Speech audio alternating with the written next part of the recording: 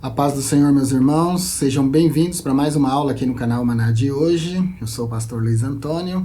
Hoje nós vamos estudar a lição de número 9, o caminho, a verdade e a vida, segundo trimestre de 2025. Para as igrejas que seguem o calendário, essa lição será ministrada no dia 1º de junho de 2025. Estamos estudando essa revista, E o Verbo se fez carne, Jesus sob o olhar do apóstolo do amor. Hoje nós vamos estudar uma lição importante, porque Jesus nessa lição é caracterizado de forma tríplice, e nós vamos investigar essa caracterização de Jesus na aula de hoje. Eu sou o caminho, a verdade e a vida. É a introdução já da nossa lição. A expressão eu sou o caminho, a verdade e a vida, ela tem um significado muito profundo para a cristandade, porque ela expressa características muito profundas de Jesus, características que têm relação com o plano da salvação, com a morte de Jesus no Calvário. O tema central da aula de hoje, o tema é caminho, verdade e vida. E a palavra-chave hoje, eu acho que uma palavra-chave só não vai ficar bom. Então, vamos deixar essas 3 palavras como chave da lição de hoje. Caminho, verdade e vida. Nós vamos nos ater a isso durante a aula de hoje. Na aula de hoje a gente vai ver que Jesus se revela como caminho, verdade e vida por causa das dúvidas dos seus apóstolos. Não tem ninguém nessa caminhada de fé que em algum momento da sua vida não parou com muita dúvida, com descrença e às vezes até inconformado pelo modo como Deus age. Todos nós já passamos por esses momentos. João Batista teve momentos de dúvida, inclusive enviou gente para perguntar para Jesus sobre a sua dúvida, e Jesus respondeu de uma forma que ele entendeu. Nós temos alguma dúvida sobre isso, né? Se você quiser entender esse assunto, vou deixar um vídeo, já começando os cards hoje, deixar um vídeo aqui para você, exatamente sobre essa dúvida da vida de João. És tu aquele que havia de vir ou esperamos outro? Vamos investigar isso no hebraico com profundidade para você entender. Todos nós temos dúvida durante a nossa caminhada. Hoje a gente vai ver aqui Filipe, Tiago e Pedro com dúvidas, né? Esses foram os que manifestaram suas dúvidas. E por essa manifestação das suas dúvidas veio a resposta de Jesus, que inclusive é o texto áureo. Na lição de hoje, eu vou deixar notas para vocês de inglês, da versão do Rei Jaime, aqui na leitura em classe, deixar uma nota importante. Vou deixar notas de grego, começando já aqui com o texto áureo, e vou deixar também notas de hebraico. Então, uma aula importante, cheia de notas interessantes. Essas notas você vai poder consultar, você vai poder imprimir, vai poder copiar, colar, colocar dentro da preparação da sua aula aí. Então, o meu trabalho aqui é facilitar o seu trabalho aí na sua aula.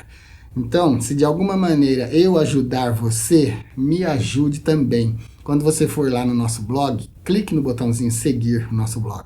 Se você costuma ir no celular, é só rolar as páginas do nosso blog, que vai chegar uma hora que você vai ver o botão seguir. Clica no botãozinho seguir, confirma e nos ajude a divulgar o nosso blog.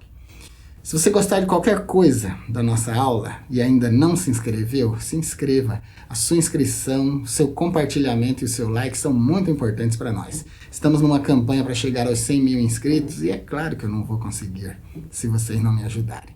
Então, se você publicar as nossas aulas no seu Facebook, no seu Instagram, no status do seu WhatsApp, se você enviar compartilhando com os irmãos, com certeza a gente vai conseguir, tá bom? Então, conto com você nessa campanha. Como objetivos da lição de hoje, nós temos apresentar, discernir e conscientizar. Vamos apresentar a dimensão bíblica do consolo das promessas do Senhor Jesus, vamos discernir a respeito das diferentes formas de dúvidas e incertezas, e também sobre as certezas e convicções na caminhada cristã, e vamos conscientizar que Jesus é o único caminho, é a verdade absoluta e é a fonte da vida eterna. Então, uma aula bem interessante. Texto áureo da lição de hoje está em João 14 e versículo 6. Disse-lhe Jesus: Eu sou o caminho e a verdade e a vida. Ninguém vem ao Pai senão por mim. Vamos avaliar aqui, fazer uma avaliação no grego. Normalmente a gente sempre discute o texto áureo em grego, né? O texto áureo é o mais importante da lição, ele é áureo por isso, porque ele tem valor de ouro. Ele normalmente tende a resumir a lição toda e ele tende a ser o âmago, o centro da lição. Em grego, ipenafto oissos, egoime iodos, kei alifia, kei zoe, uvezer hete proston patera, imivi imo. O que nós vamos destacar aqui são os termos odos, caminho, e errete. Dois termos importantes aqui dentro do texto áureo. Odos significa literalmente caminho, estrada, rota. Significa também um modo de ação. Então, se refere tanto a um caminho físico, quanto a um método, uma maneira que a gente usa, um modo que a gente usa para fazer alguma coisa, ou para se chegar a algum lugar. Na literatura e na filosofia, muitas vezes é usado de forma figurada para representar uma jornada ou um percurso da vida. Então, quando Jesus diz aqui, egoime iodos, eu sou o caminho, ele está falando de um caminho, mas de um caminho metafórico. Ele não está dizendo que ele é realmente uma estrada, como significa o termo, né? Porque odos é um termo corrente do idioma grego, e significa estrada, caminho, né? Como eu já disse, significa um modo de se conseguir alguma coisa.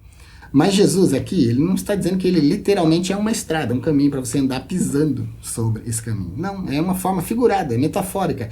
Ele é, e tudo que ele ensina, toda a sua doutrina, toda a sua palavra se constituem no caminho que leva ao Pai. Inclusive, ele diz que se não for por esse caminho, ninguém chega ao Pai, ninguém vai ao Pai. E aí entra a segunda palavra que nós vamos avaliar aqui dentro do texto áureo no idioma grego. O segundo termo importante aqui dentro do texto áureo é errete. Na segunda parte do versículo está dito, uvezer hete proston patera e ime viimo. Ninguém vem ao Pai senão por mim. Você já parou para pensar por que Jesus disse ninguém vai ao Pai? E ele disse ninguém vem ao Pai. Por que ele disse ninguém vem ao Pai senão por mim? E não disse da maneira que seria mais lógico para nós, no nosso idioma português, ninguém vai ao Pai senão por mim, né? O que ele quis dizer com isso? Errete significa literalmente vem. Está no campo do verbo erhome, que significa vir, significa chegar. Esse verbo indica um movimento tanto físico quanto também uma chegada figurada, um movimento espiritual pelo qual nós chegamos a Deus.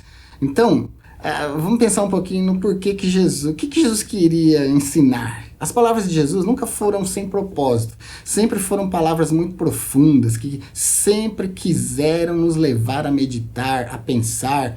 Toda pergunta de Jesus era retórica na acepção da palavra. Uma pergunta retórica é aquela que a gente nem sempre precisa responder, mas necessariamente precisamos meditar sobre ela, né? Esse é o propósito de uma pergunta retórica. E aqui Jesus diz, ninguém vem ao Pai senão por mim. Uvezer hete proston patera e me vi imo. Esse errete aí significa literalmente, então, ninguém vem, ninguém chega. Por que ele disse isso? Porque o Pai estava nele. Ele disse várias vezes, eu estou no Pai, o Pai está em mim. Daqui a pouco, na dúvida de Filipe, a gente vai ver que Filipe diz para ele assim, Senhor, mostra-nos o Pai, o que nos basta. E ele diz, estou há tanto tempo convosco e não me tendes conhecido, Filipe. Quem me vê a mim, vê o Pai. E como dizes tu, mostra-nos o Pai. Então, errete, além de significar vir, significa também chegar. Significa duas coisas. Primeiro, o Pai estava no Filho, o Pai estava em Jesus. Então, ele tanto podia dizer, ninguém vai ao Pai, indicando que Deus está longe, está no céu, e poderia também dizer, ninguém vem ao Pai. Mas ele escolheu essas palavras, ninguém vem ao Pai, que é a tradução do grego errete, para significar proximidade. Jesus queria mostrar que o Pai está próximo de todos, que o Pai está nele. Então, isso indica também, de uma forma mais profunda, numa análise mais profunda, a onipresença de Deus, a unicidade de Jesus com Deus, Com isso não estou falando de doutrina unicista não, tá bom?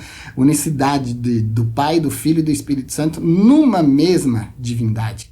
Um Deus, único Deus, dividido em 3 pessoas. É a nossa doutrina cristã da Trindade. Muita gente rejeita, mas daí? É a nossa doutrina. É assim que nós acreditamos. É assim que eu acredito. E é assim também que eu ensino.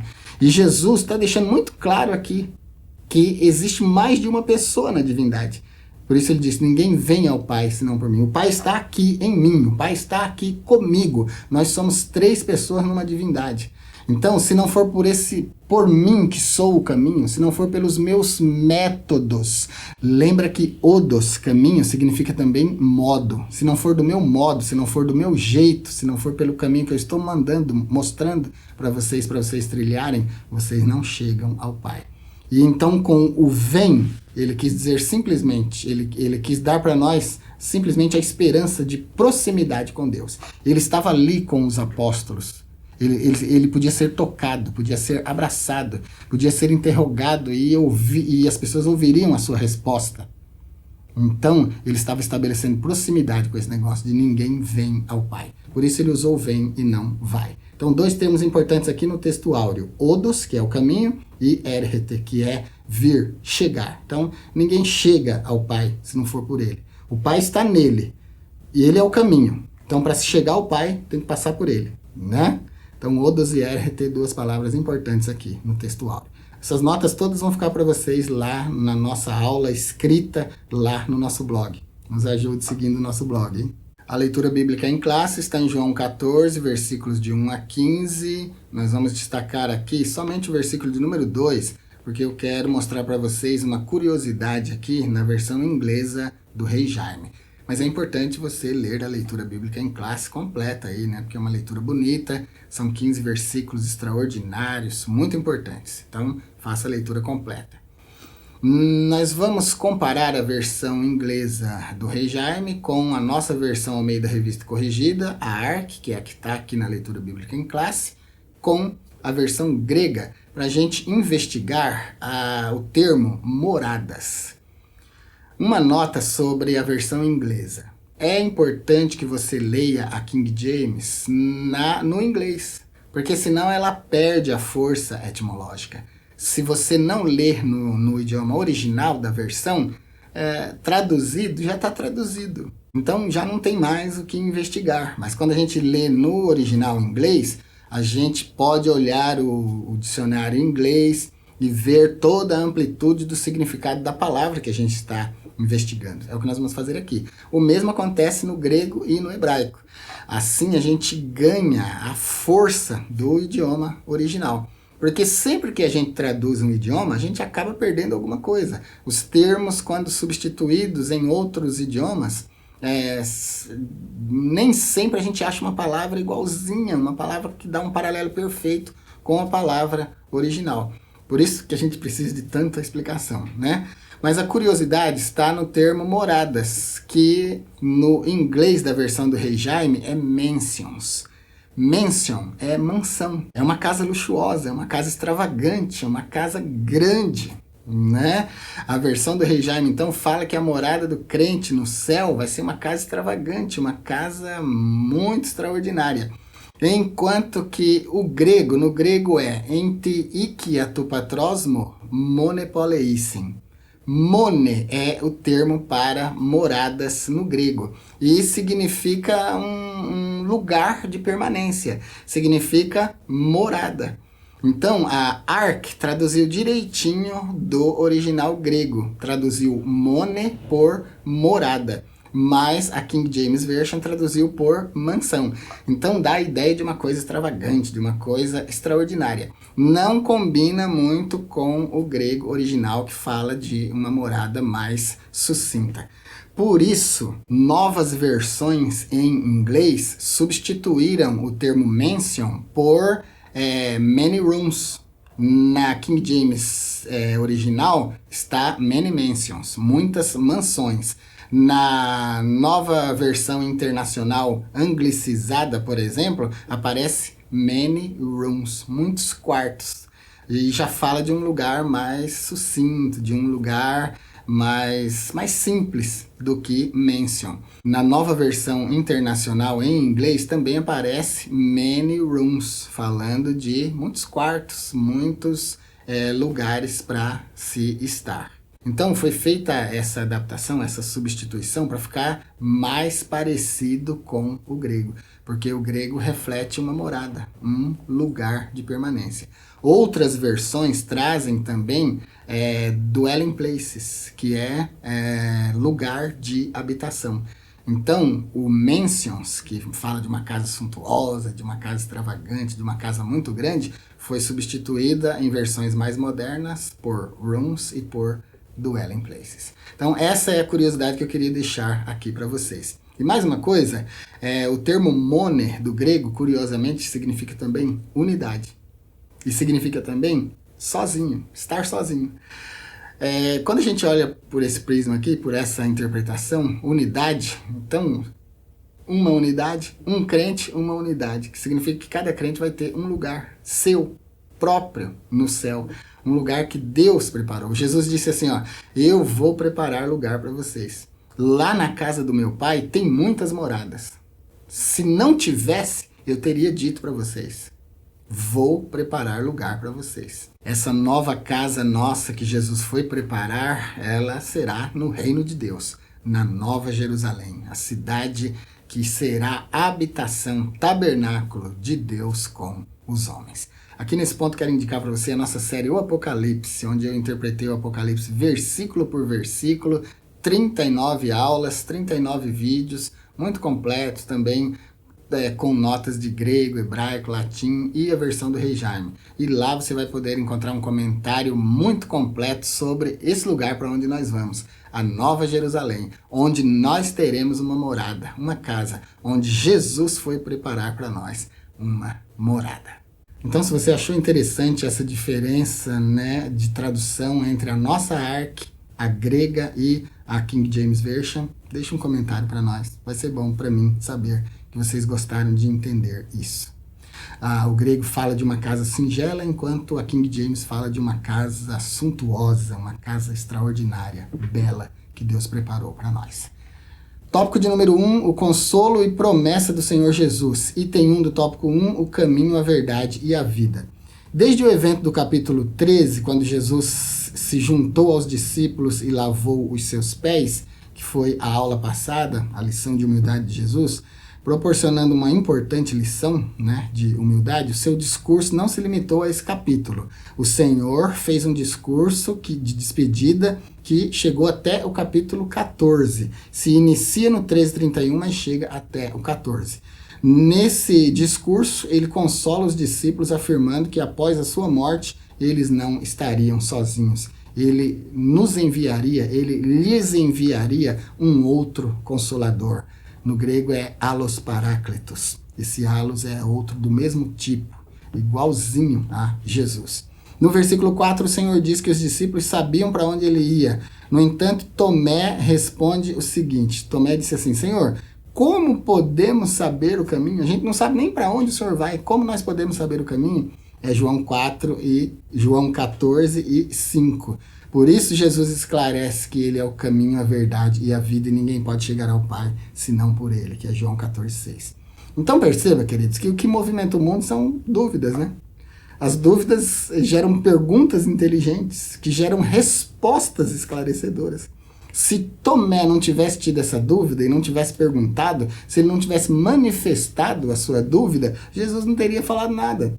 Se ele não tivesse perguntado, Jesus não teria dado essa resposta tão esclarecedora. Eu sou o caminho, a verdade e a vida. Egoime e odos, que e alifia que isoi. Eu sou o caminho, a verdade e a vida.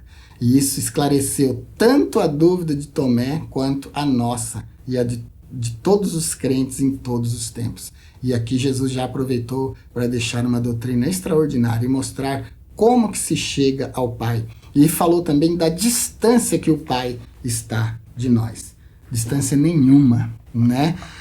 Se a gente olhar o cenário de antigamente, Jesus estava no meio dos seus apóstolos, no meio dos seus discípulos, e o Pai estava nele. Por isso ele usou errete do grego. Ninguém vem ao Pai, senão por mim. O Pai está em mim, está aqui pertinho de vocês. Nós vamos ver na dúvida de Filipe. Senhor, nos mostra o Pai. Você já o tem visto, Filipe. Você só não prestou atenção ainda. Mas o Pai está aqui, em mim, e eu nele. E o item de número 2, consolo num cenário de angústia. É evidente que Jesus estava em angústia. Eram os seus últimos momentos aqui com os seus discípulos, com seus apóstolos, seus últimos momentos aqui na terra. João 12, 27 diz assim: agora a minha alma está perturbada. E o que eu direi? Pai, salva-me desta hora? Mas para isso vim, para esta hora, a esta hora. Então ele, mesmo estando nesse momento de angústia, de dor, prevendo já aquele momento que a Bíblia diz: Deus meu, por que me desamparaste? Esse era o maior sofrimento de Jesus, saber que por um momento seria desamparado pelo Pai, mas mesmo assim ele não deixou de consolar os seus apóstolos. Deu resposta para cada um deles e consolou a alma deles.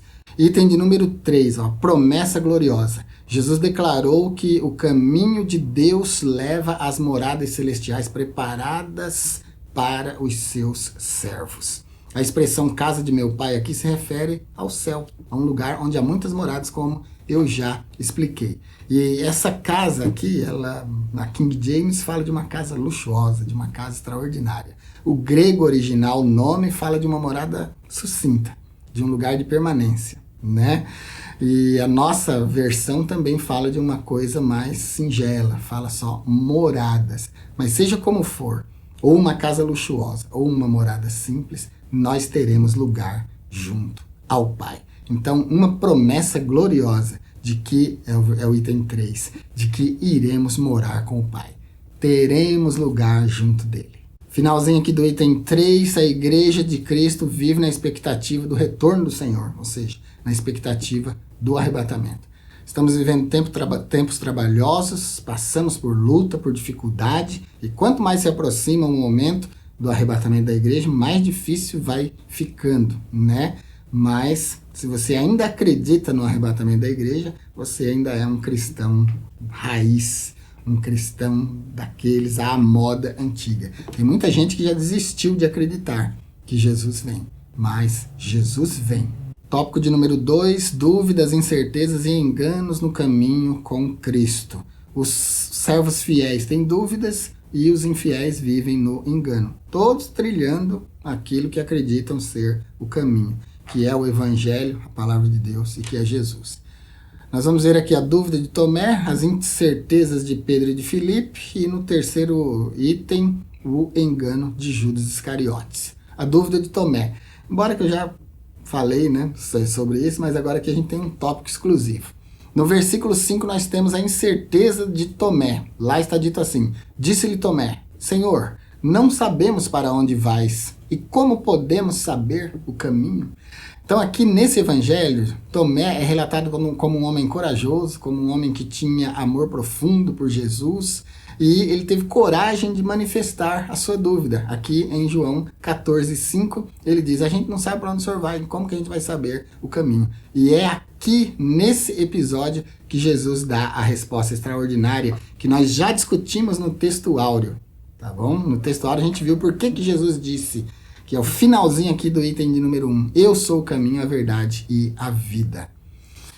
Quando a gente tem dúvidas, como eu já expliquei a parte técnica disso aqui no texto áureo, se você quiser, a aula está capitulada aqui, tá bom? É só você descer aqui na descrição, você vai ter os minutos exatos de cada tópico. Dá um cliquezinho, você volta lá no texto áureo e reveja isso. Mas eu quero falar aqui que Jesus está sempre pronto a responder as nossas dúvidas. Aqui é a dúvida de Tomé. Jesus falou que ia para um determinado lugar e Tomé disse, mas a gente não sabe para onde o Senhor vai. Como é que a gente pode saber o caminho? E aí Jesus responde para ele. Quando você tiver dúvida, irmão, não vá perguntar para aquele irmão atribulado. Não vá correr atrás de profetas. Não vá em círculos de oração onde você acha que Deus fala e tal. Ali tenha o intermediário humano. Você pode buscar o consolo de Deus nas Escrituras. É a profecia direta para nós. É a melhor maneira de buscar consolo em Deus. Deus pode falar com você através da sua palavra. Se você estiver atento no culto, Deus pode falar enquanto o pregador prega. Tá bom? Mas o que eu quero dizer é que Ele está pronto a responder as nossas dúvidas. Não é errado, não é pecado ter dúvida. A gente tem dúvida sim. Como eu disse, João Batista teve dúvida, Felipe teve dúvida, Pedro teve dúvida, Tomé aqui está com a sua dúvida em relação ao caminho. Eu já tive muitas dúvidas. E você pode perguntar, você tem essa liberdade. Não estou dizendo para você desacatar a Deus, para você blasfemar de Deus, mas para você orar humildemente, falar com Deus, como você falaria com seu pai. Tá bom? Como você falaria com o seu pastor. Pergunte para Deus, ele tem resposta para você. Tomé perguntou e ele disse, eu sou o caminho, a verdade e a vida. E ainda explicou que era isso aí. Item de número 2, as incertezas de Pedro e de Filipe. O Evangelho de João relata que Pedro não compreendia totalmente o que era aquele lugar que Jesus falou para onde estava indo. Lá, João 13,36, está dito assim, disse-lhe Simão Pedro, Senhor, para onde vais? Jesus lhe disse, para onde eu vou não podes seguir-me agora, mas me seguirás depois. Olha que não é fácil falar com Jesus, né, irmãos? Ele não descomplicava. Ele sempre estava falando por parábolas, né? É que Jesus, ele fala no nível eterno. Nós falamos no nível imediato. Nós falamos para agora. Nós estabelecemos uma conversa agora. Jesus não estava falando só com Pedro quando ele respondeu isso. Ele estava falando com todos os povos, todos os leitores da Bíblia, todos os tipos de crença, todos os níveis de inteligência, todas as mentes, né? Apesar de ele estar estabelecendo com Pedro uma conversa, sim, para agora ali, uma conversa imediata, mas nas suas palavras ele sempre deixa um ensino eterno. Ele está falando da morte. Pedro falou assim, para onde é que o Senhor vai, que a gente não pode seguir o Senhor? Aí ele diz, para onde eu vou, vocês não vão me seguir agora, mas depois vão. Ou seja, ele ia para a morte, ele ia ser entregue na mão dos pecadores, seria julgado, condenado, morreria. E os apóstolos não morreriam agora, mas depois, sim, depois morreriam. Por isso ele disse, para onde eu vou, não pode seguir-me agora, mas me seguirás depois. Ainda aqui no item 2, é notável como Tomé, Pedro e Filipe ainda tinham dúvidas, ainda tinham questões que precisavam ser esclarecidas. Mas sabe qual foi a chave? Eles perguntaram. Eles chegaram para Jesus e perguntaram. Vamos transformar isso aqui numa coisa prática para nós? Quando você tiver... Eu já falei, né, anteriormente, mas vamos falar mais claramente? Quando você tiver dúvida, vai orar, irmão. Vai falar com Deus. Não corra atrás de profeta. Não corra atrás de círculos de orações onde vão celebridades que vão mentir para você. Não faça isso. Busque na Bíblia. Dobre seu joelho e fale com Deus.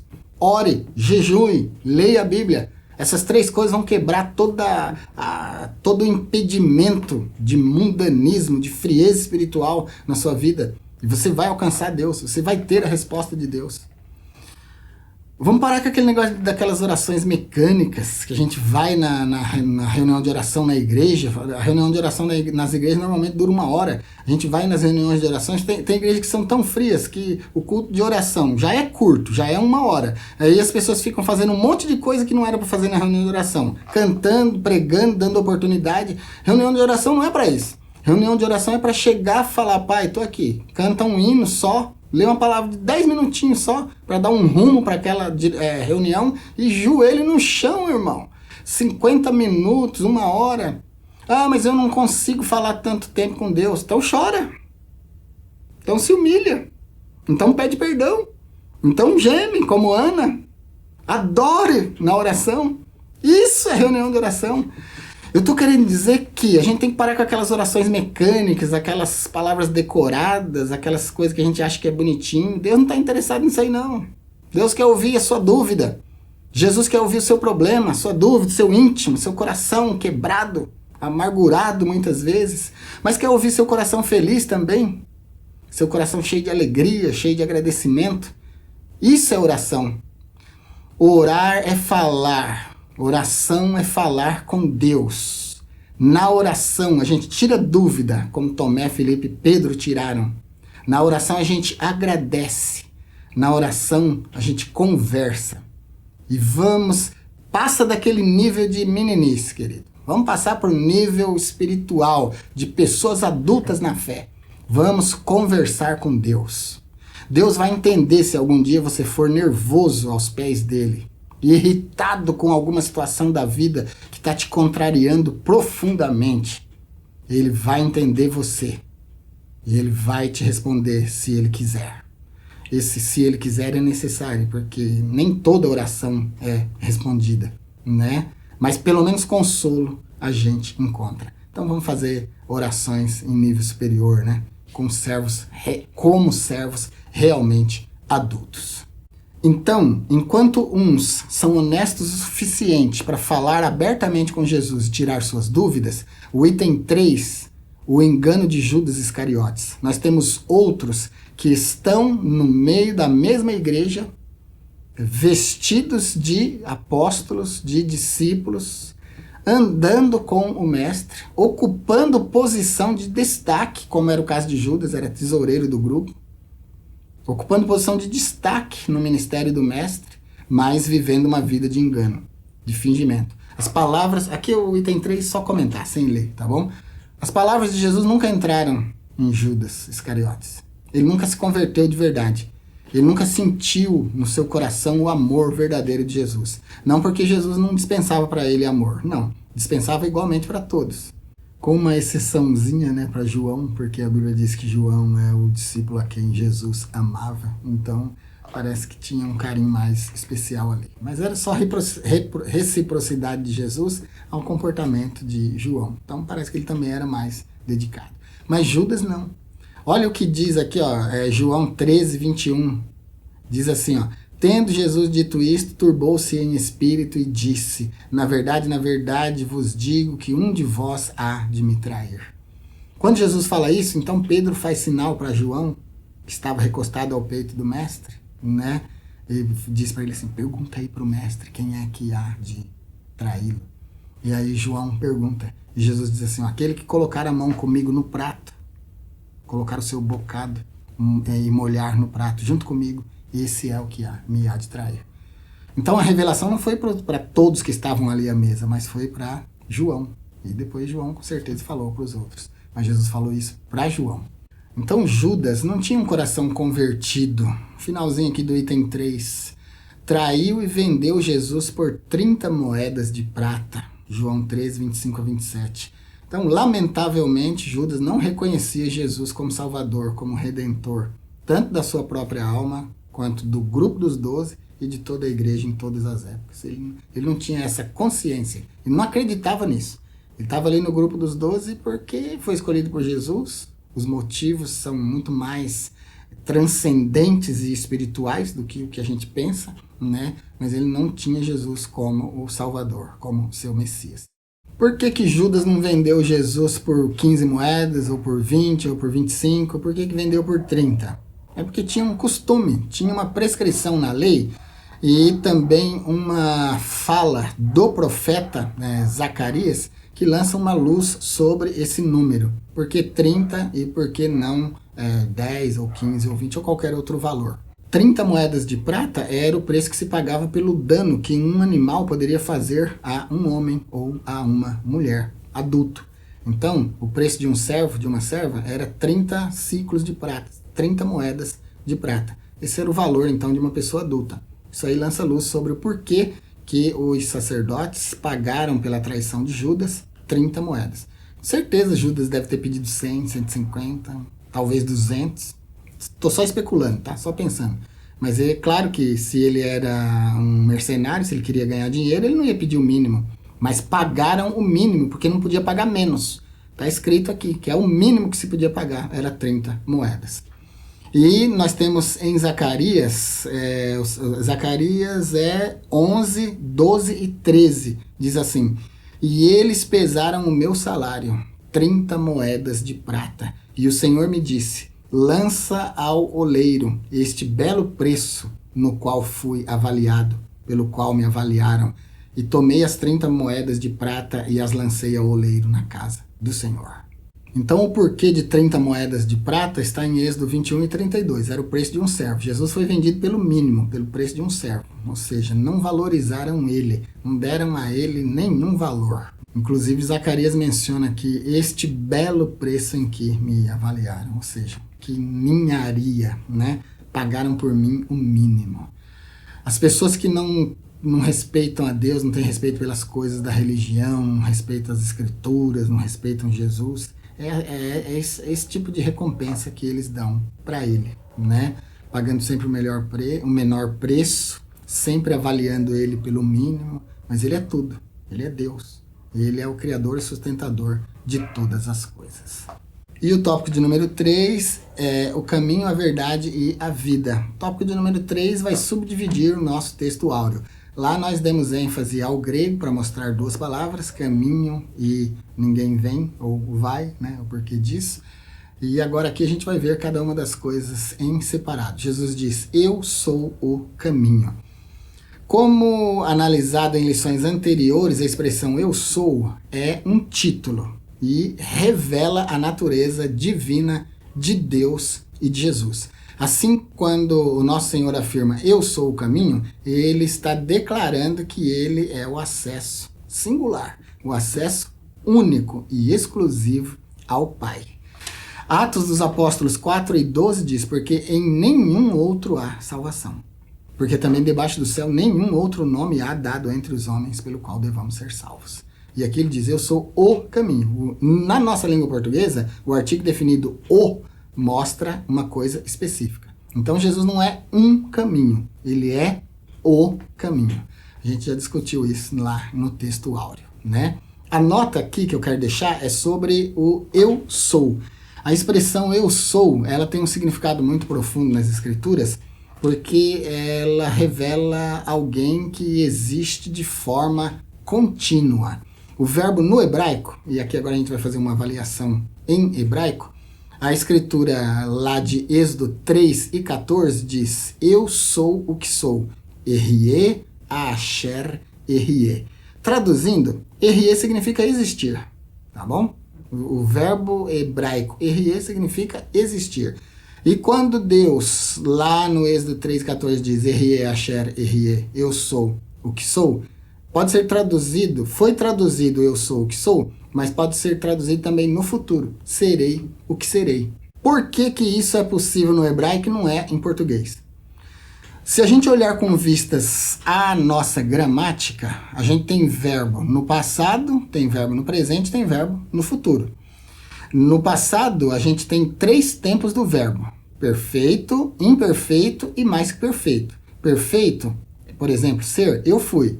Imperfeito, eu era. Mais que perfeito, eu fora. O passado perfeito indica uma ação que aconteceu agora, mas já aconteceu. O imperfeito, alguma coisa que costumava acontecer, né? Indicando um tempo um pouco mais longo no passado. E o mais que perfeito, eu fora, indica sempre uma ação com mais de 3 ou 4 dias. É assim na nossa gramática.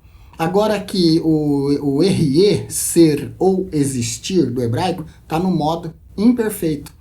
O que pode ser traduzido então nos 2 tempos, tanto no presente como no futuro. Eu sou ou eu serei. Eu sou o que sou ou eu serei o que serei.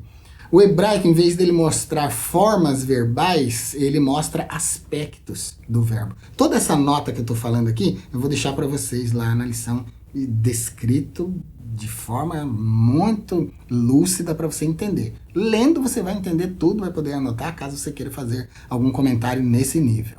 Então o hebraico no modo imperfeito, como é o caso aqui, Erie, Asher, Erie, que pode ser traduzido tanto por eu sou o que sou como eu serei o que serei, ele dá ênfase muito mais nos estados e nos aspectos do que no tempo do verbo. Na nossa gramática, verbo sempre vai indicar tempo, ou presente, ou passado, ou futuro, né? Aí a gente tem passado naquelas 3 formas que eu falei para vocês, a gente tem o presente e a gente tem futuro. Aí tem futuro do presente, futuro do pretérito. Nossa língua, inclusive, verbalmente falando, é muito complicada e muito ampla, né? Mas o que significa esse negócio de estados e aspectos do verbo? Ó, exemplo, o estado do verbo se refere à condição ou à existência de alguma coisa, em vez de se referir simplesmente ao tempo do verbo.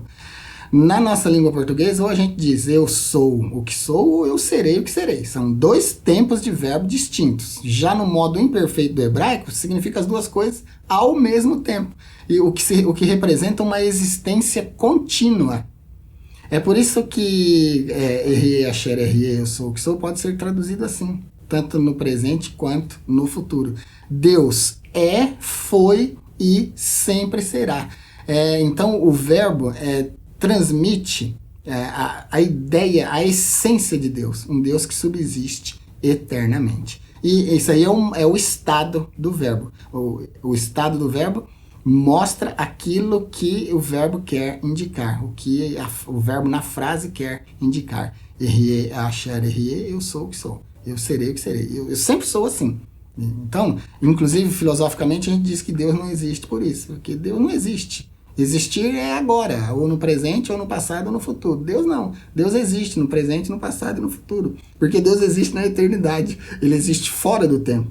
Então, os verbos nem se encaixam muito em Deus, por isso o modo imperfeito do hebraico. E o aspecto?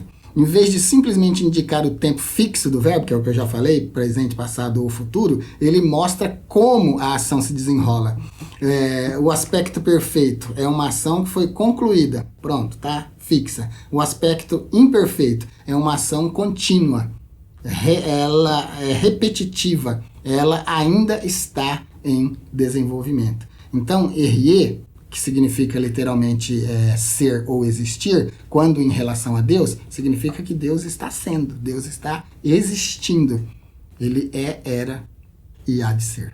Então Deus existe continuamente. Ele é. Deus não existe, né? Deus é. Sempre foi, sempre será. As 7 vezes em que o termo eu sou aparece dentro de uma frase se referindo a Jesus, não tem essa conotação de autoexistência e de autossuficiência. Mas João 8,58, sim, tem essa conotação de existência e de autossuficiência que está relacionada diretamente com o nome de Deus, também se aplica ao nome de Jesus. Lá, Jesus diz assim, ó, antes que Abraão existisse, eu sou.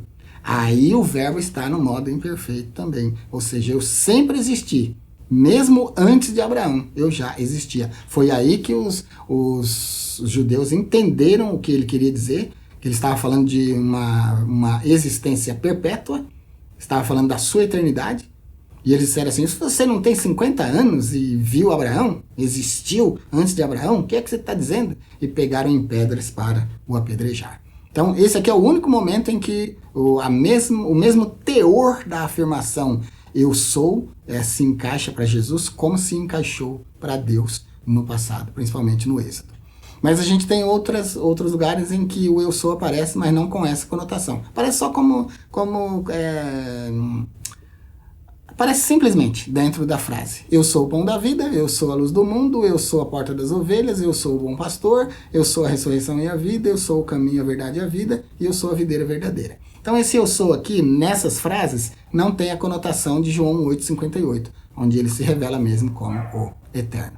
Esse eu sou dessas frases, eu sou agora, estou sendo agora. Inclusive é tudo metáfora, né? Mas João 8,58 não, ali é profundidade, ali é modo imperfeito, ali é uma ação que indica continuidade, eternidade em todos os tempos. Então aí no item 1 do tópico 3, eu sou o caminho, a gente destacou o eu sou, né? Para mostrar que esse caminho é eterno. E a gente foi nessas etimologias para mostrar que esse caminho é eterno, inclusive antes de Abraão. E o item 2, eu sou a verdade. Jesus não é apenas uma parte ou uma fração da verdade. Ele é toda a verdade. Ele é a verdade em si. Ele não é uma representação dela. Ele é o âmago dela. Essa verdade é toda a verdade de Deus. Essa verdade é toda a verdade das coisas de Deus, que a lei e os profetas não conseguiram revelar. A lei foi dada por Moisés, mas a graça e a verdade vieram por Jesus Cristo. Por que Jesus é chamado? Por que ele se chama de a verdade? Ele diz aqui, ó, Egoime iodos que alifia. Eu sou o caminho e a verdade.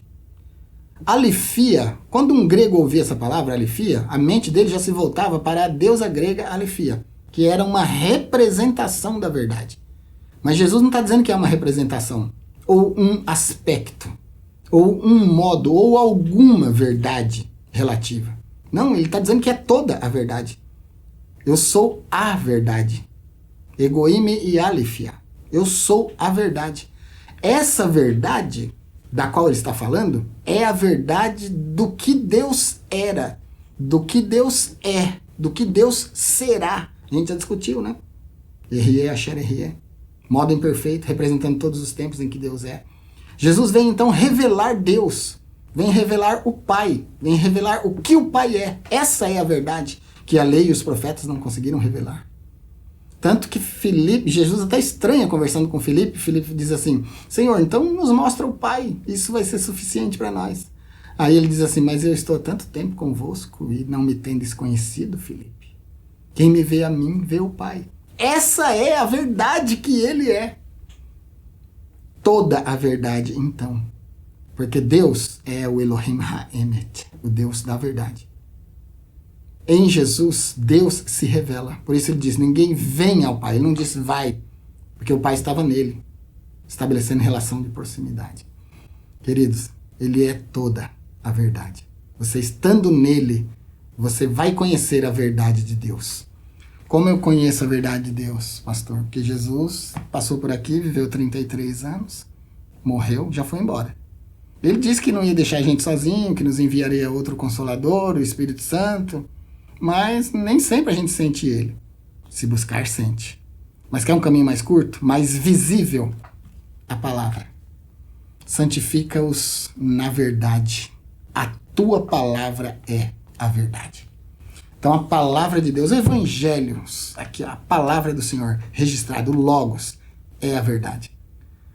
Apocalipse, no capítulo 19, diz, e o nome pelo qual se chama é a palavra de Deus. Jesus é a palavra personificada. Lendo a Bíblia, você vai interiorizar Jesus. Lendo a Bíblia, você vai conhecer a verdade de Deus. Lendo a Bíblia, a verdade vai entrar dentro de você. Você será transformado. Então a verdade incondicional, imutável e absoluta se encontra em Jesus. De forma transcendental, ele, enquanto pessoa, é a verdade de Deus, porque ele revela Deus como Deus realmente é. Como ninguém nunca conheceu Deus, Deus foi revelado em Jesus. De forma mais palpável, a palavra de Deus é Jesus. Pode lê-la com toda honestidade e sinceridade.